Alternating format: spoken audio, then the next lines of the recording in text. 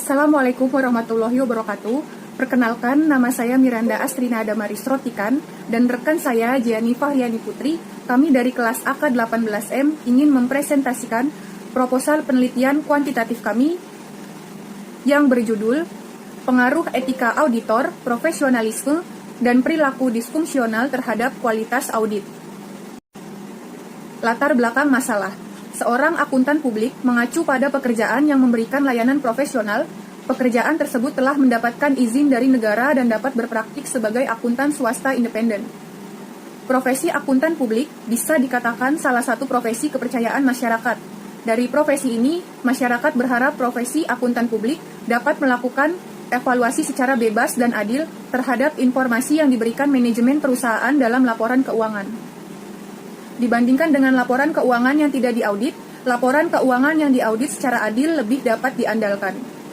Profesionalisme auditor bisa diartikan sebagai kemampuan seorang auditor dalam menjalankan tugasnya serta berpedoman kepada standar dan ketentuan peraturan perundang-undangan yang berlaku. Penelitian terdahulu.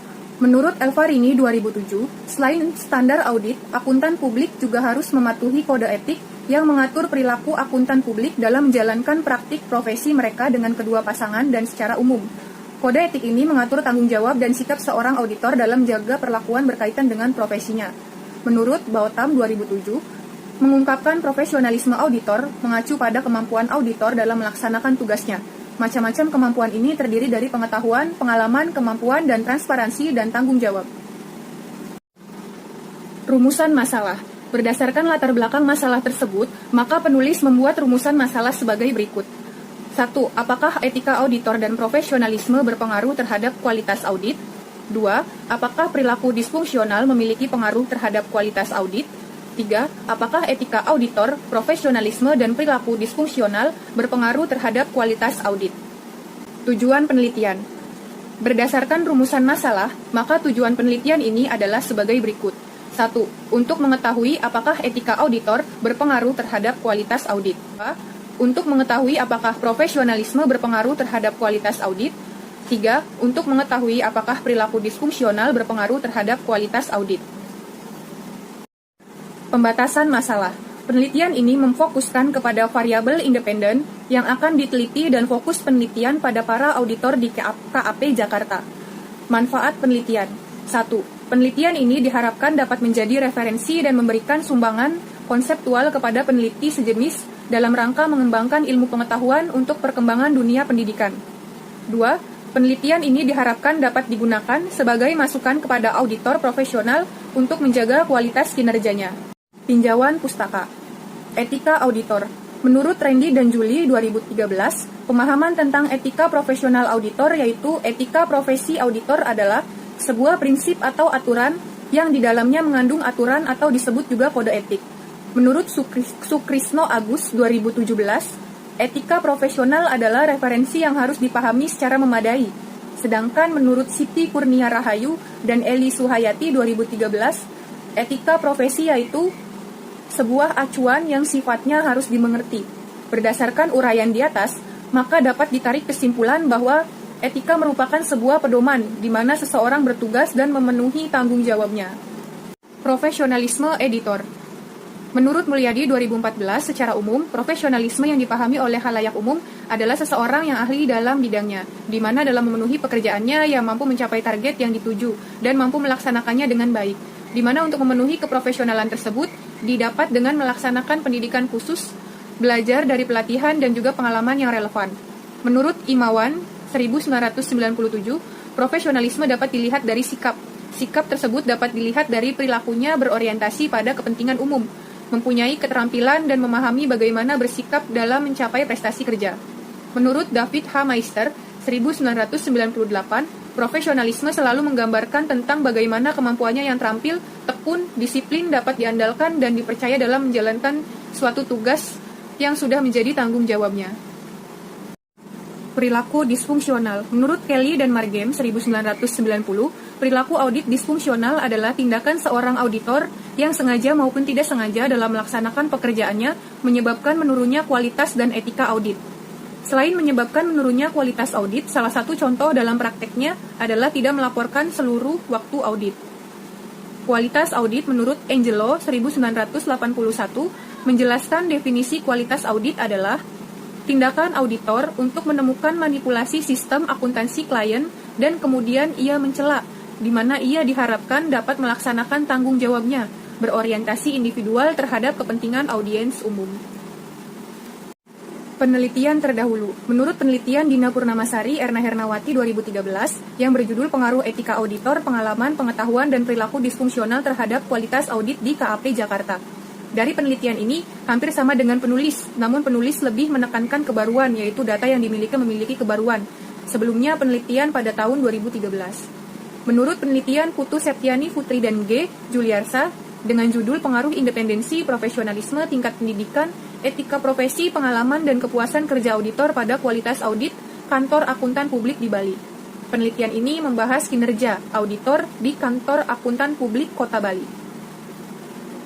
Dan selanjutnya dilanjutkan rekan saya, Giani Fahriani Putri. Menurut Sugiono, pada tahun 2017 menyatakan bahwa hipotesis adalah jawaban sementara dari suatu penelitian yang bentuknya berupa kalimat pernyataan. Berdasarkan uraian dan hasil penelitian yang dikembangkan oleh para ahli dan peneliti terdahulu, maka hipotesis simultan yang diambil oleh penulis adalah etika auditor, profesionalisme, dan perilaku disfungsional berpengaruh terhadap kualitas audit. Sedangkan, berdasarkan uraian dan hasil penelitian yang dikembangkan oleh para ahli dan peneliti terdahulu, maka hipotesis parsial yang diambil oleh penulis dari penelitian ini adalah H1, yaitu etika auditor berpengaruh terhadap kualitas audit. H2, profesionalisme berpengaruh terhadap kualitas audit. H3, perilaku disfungsional berpengaruh terhadap kualitas audit. Kerangka pemikiran terbagi atas 3. Yang pertama, pengaruh etika auditor terhadap kualitas audit. Menurut Mulyadi, berpendapat agar menghasilkan audit yang bermutu tinggi, di dalamnya harus didukung oleh auditor yang memiliki integritas. Dari sikap tersebut nantinya berpengaruh terhadap kualitas audit yang dihasilkan. Sedangkan menurut Dina Purnamasari, Erna Hernawati dalam penelitiannya mengungkapkan bahwa etika auditor berpengaruh terhadap kualitas audit sebagaimana dalam penelitiannya telah disebutkan. Hasil sebesar 55,3% untuk variabel etika auditor. Selanjutnya, B. Pengaruh profesionalisme terhadap kualitas audit. Profesionalisme dalam KPBI mengandung kata yang berorientasi pada mutu dan kualitas seseorang, yang di dalamnya prakteknya selalu berlandaskan atas etika dan rasa tanggung jawab seorang auditor. Dalam melaksanakan tugasnya saat audit, seorang auditor dituntut untuk melaksanakan profesionalisme skeptism, yaitu sikap untuk memvalidasi kembali segala bukti audit. Bila dalam melakukan prakteknya auditor tidak menerapkan profesional skeptism, maka opini audit dan kualitas audit yang dihasilkan akan menjadi lemah dan tidak efektif. Sedangkan menurut Putu Septiani Putri dan G. Juliarsa, setelah dilakukan pengujian pada kantor akuntan publik di Bali, menunjukkan bahwa profesionalisme tidak mempengaruhi kualitas audit. Hal ini dapat dilihat dari tingkat signifikansinya. C. Pengaruh perilaku disfungsional terhadap kualitas audit. Perilaku disfungsional adalah tindakan menyimpang dari etika audit yang menyebabkan berkurangnya kualitas audit. Selain menyebabkan menurunnya kualitas audit, salah satu contoh dalam prakteknya adalah tidak melaporkan seluruh waktu audit, di mana apabila terjadi tindakan manipulasi atau tidak melaporkan waktu sesuai dengan keadaan yang sebenarnya, disebut juga dengan perilaku underreporting of time atau URT.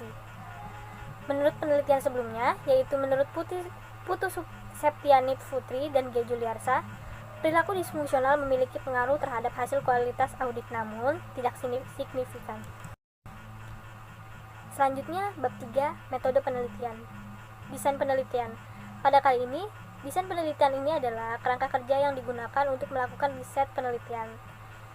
Desain penelitian memberikan tata cara untuk mendapatkan informasi yang diperlukan guna menyusun dan menyelesaikan masalah dalam penelitian. Selanjutnya, terdapat operasionalisasi variabel, di mana tabel tersebut menunjukkan definisi operasionalisasi dan pengukuran variabel. Yang pertama, variabel etika auditor X1. Definisi operasionalnya yaitu seperangkat pedoman yang mengatur perilaku manusia, baik yang harus dilakukan maupun yang harus ditinggalkan, dianut oleh segolongan masyarakat atau profesi. Pengukuran variabelnya di sini kita menggunakan 4 pertanyaan Teknik pengukuran skala interval yaitu 1 sangat tidak setuju, ragu-ragu, setuju, dan sangat setuju. Dimensi pengukuran yaitu untuk menentukan etis atau tidaknya suatu tindakan yang ditunjukkan dalam sebuah skema. Skala data berupa interval. Selanjutnya, profesionalisme atau X2 yaitu seseorang yang memiliki kemampuan atau keahlian untuk melaksanakan tugas di bidangnya dengan menerapkan standar baku dan standar etika bidang profesinya di dalam menjalankan tugasnya. Selanjutnya yaitu dia dengan menggunakan instrumen yang dikembangkan oleh Gusti dan Ali 2006. Sama kayak tadi, dia masih menggunakan skala interval yaitu 1 sangat tidak setuju, ragu-ragu, setuju, dan sangat setuju. Selanjutnya, lamanya, waktu, dan banyaknya penugasan yang pernah ditangani. Metode pengukuran menggunakan skala interval. Selanjutnya, perilaku disfungsional X3.